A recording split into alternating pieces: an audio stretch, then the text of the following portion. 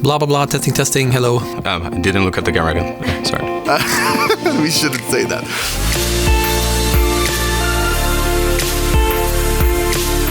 One of our goals for 118 was to add strategy to mining. So we've kind of spread it out and said that each type of ore has its sweet spot.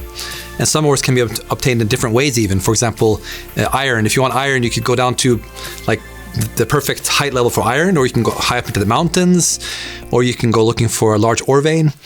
We basically want to make mining more interesting and more varied. In 118, the ore distribution has changed quite a lot, like especially because we now have a higher world height.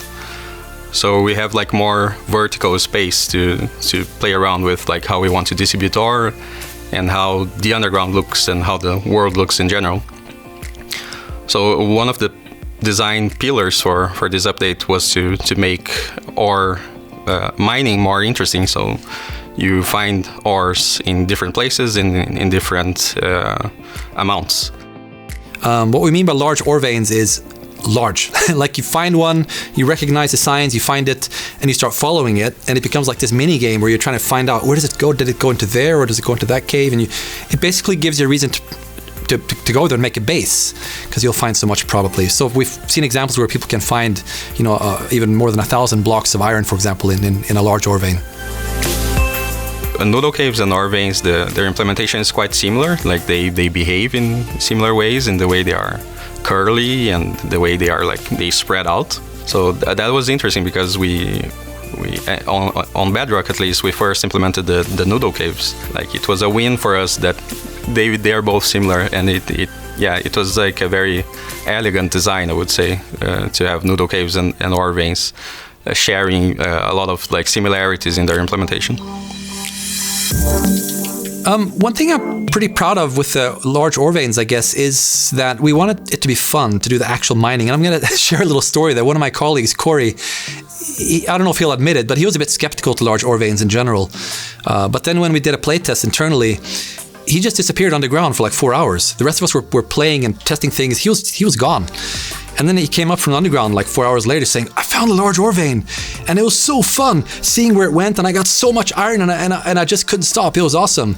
And we were like, yes, we got it.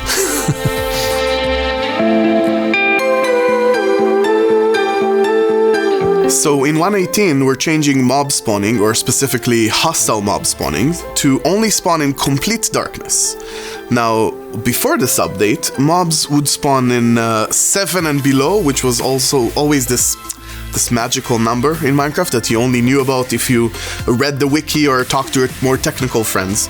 And I think now that they're only spawning in 0 light level, only in complete darkness, it's going to be a lot more clear for our players to see, and also enable you to do a bit more with your lights in your builds, using candles, which are not completely light but still will stop mobs. I think it's going to be a lot more creative and clear to our players. So Minecraft had this problem since forever, of you building this little house and you put a little torch in it and you're all happy and you're going on to your mine, and you come back and boom, there's a creeper party in your house. And why? It's because you forgot to light up this one block at the edge of the room.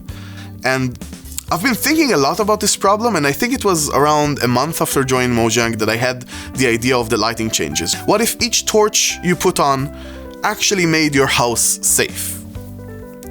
And I thought about this a lot, and I actually, one day after thinking about it for so long, I decided that I need to see it in front of my eyes. It was actually on vacation, but I got up in the morning and I had to do it, and I sat in front of my computer, and 2 minutes later, it was done, right? It was working. It was a 7 into a 0, and that's it.